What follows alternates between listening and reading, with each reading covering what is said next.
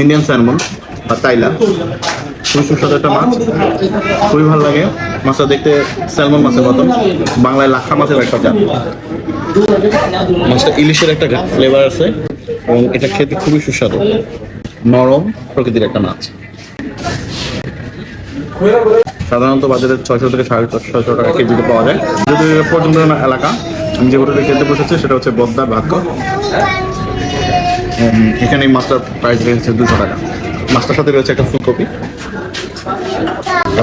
রান্নাটা অসাধারণ, আমি যা বসাতো তাই বলি। একটা বাজে এসেছে, একটা বড় হয়তো বা পেতে পারেন যদি এটা থাকে। ওনারা মাত্র রান্না করেছে, খেতে খুবই ভালো লাগছে।